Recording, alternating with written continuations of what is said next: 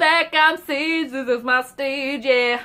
And this is like another episode of me just talking about random topics. Also, in this episode, why do I say episode? In this video, I'm gonna talk, this is an update on the Popsicle stick house. She's right over there, which is why I'm pointing. And I'll show you her right now. So this is her. That's a plant, that's not this right here. Also, look at how much my plant has grown. This is like a succulent, so I don't need to feed it that often. But, look at this. See, it's like dying a little bit. Am I underwatering it or am I overwatering it? This is like, I thought I wouldn't have this problem because it's succulent, right? I was like, oh, succulent's gonna be so easy. Like, I only have to water it this much, but like now it's dying and I don't know what I'm doing. But anyway, excuse this mess. This is like my craft stuff right now. But this is her. Honestly, I'm a little underwhelmed. I'm sure you are as well. I made like tiny furniture. This stuff isn't glued down. I made like tiny furniture, like this little bed. And I was gonna paint this stuff, but then I was like, I don't know, I just got bored with it. And I'm sorry. I tried to be like more interested in this. This took a while. I watched a few episodes of KBS World TV on YouTube while I was doing this. This is a little chair. And a little table.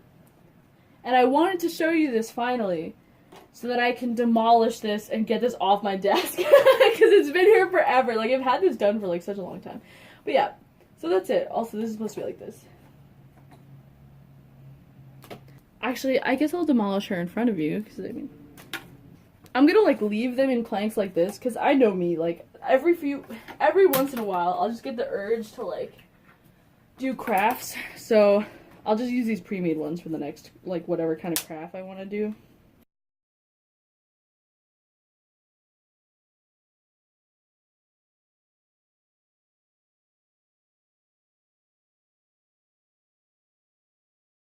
Okay. And there she goes. So, yep. So I've recently broadened my K-pop horizons.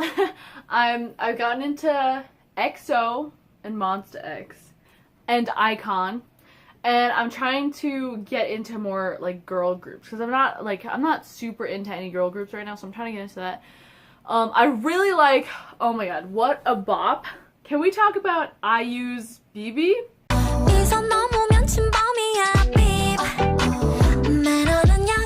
Damn. Like, it came out like 3 months ago, but I only just heard about it. Spotify like just recommended it to me. And it's been like, I've been playing it nonstop. I feel like it's like the perfect anthem for people who like don't like hugs, like they don't like being touched. Like, I could totally see a few friends that I have like singing that like 24/7. Don't cross the line. This is my shit, you know? I love that. And I really like that. Like, I really like seeing like a K-pop idol kind of be like, back up, you know? Because like, I feel like they don't do that often enough. And like, understandably, they don't want to be seen as like, oh, like rude or anything to the audience, because their image is like everything. Like, I feel like more so than American celebrities, because I feel like for a lot of American celebrities, all press can be good press if used like in certain ways, you know? Like, hey, so-and-so just committed a scandal, but also their new makeup line is out, you know, like that kind of stuff. They'll always make money off of it. But I feel like if you risk being rude like that as a K-pop idol, then a lot of more people will hate you. But I love, like, I respect her so much for doing it. In fact, I love her more because of it. Like, I don't see that as being rude. I see that as like defining your boundaries, you know, like this is my space. Stop making up all this stuff about me. Stop doing this kind of stuff. You know, like, everyone is entitled to privacy, and it's important to have privacy. Like, I would be so annoyed as well if everyone was up in my business like 24/7. So I really like the song, and it's also just so catchy as well. Like, the lyrics are great, so catchy, like everything about it, and the music video is really good. I really like that. I love all the like the colors used are just like perfect, like aesthetically so pleasing. And I've been trying to, so like some people I watch on YouTube are really into like Twice, like Edward Avila is really into Twice, and like I think also Red Velvet, so I'm trying to get into them because he talks about them a lot, at least Twice, and I like them so far. And also I was looking a little bit at 17, which is like another guy group, but I don't know, 17 seems like a commitment.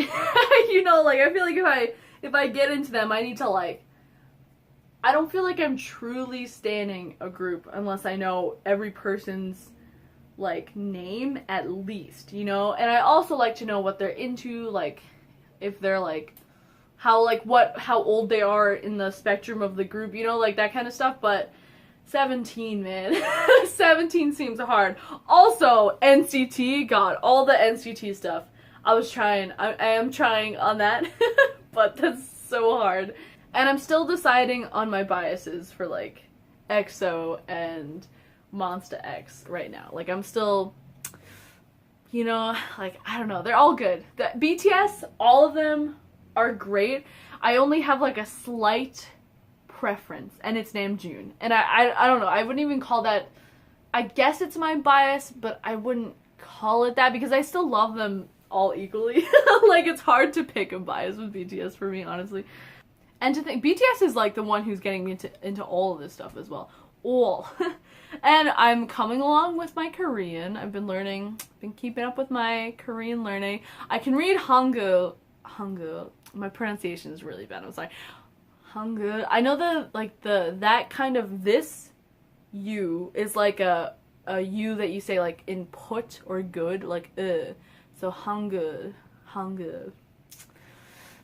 Okay, I can read pretty well, but my vocabulary needs a lot of work. So I'd like to get to the point where I can pretty much understand them, like speaking slowly at least, you know?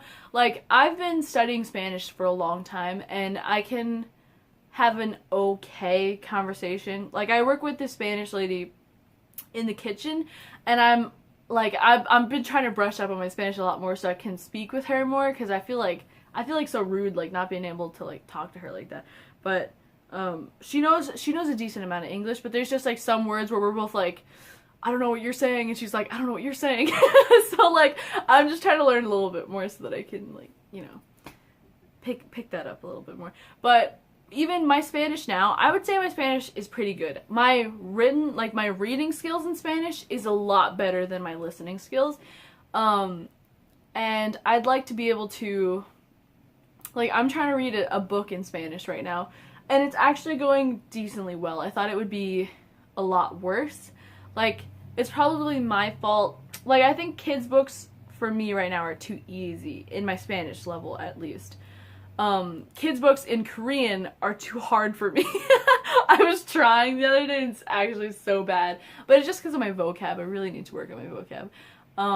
But I'm reading a Spanish, like, teen fiction, like, dystopian teen fiction right now. I can't remember the name. I'll put it in the description, because I can't remember the name. But it's good so far. I'm only a few pages in, because it's taking me a while. And also, I'm reading it on my Kindle, so it's actually super easy to just, like, Google Translate it, like, paragraph by paragraph if I don't understand. But after I do that, like, I'm really trying to get the most out of my learning here. So, like, when I'm reading this book, so every, like, word I don't know, if it's a new word, I'll, like, write it down. And I'm just creating, like, this big list of words I don't know that I can, like, go over every once in a while and, like, try to solidify them in my head and try to get my vocabulary better.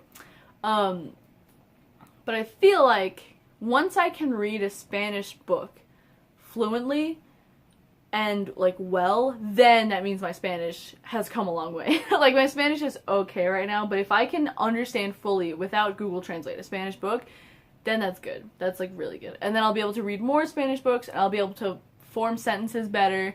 I feel like even just reading English books as a kid, I've always been, like, a huge, like, avid book reader. And just reading books growing up, like, in my life has improved my vocabulary a lot. Just, like, has made me a way more well-spoken person right now. I feel like if I tried to speak with someone in Korean right now, as it stands, I would sound really, really bad. Like, it would be very, fragmented sentences, and that's not me, you know? Like, I hate that I would sound like that in another language, and I feel like this is the dilemma a lot of people go through. Like, I can sound smart, I can sound I can sound like I went to school in my original language, but in another language, I just sound so bad, you know, it just sounds so stupid, and I hate that so much. I think it'll be a long time before I can do, like, YA fiction for Korean, but hopefully one day, hopefully. And I'm using Memrise right now for my Korean.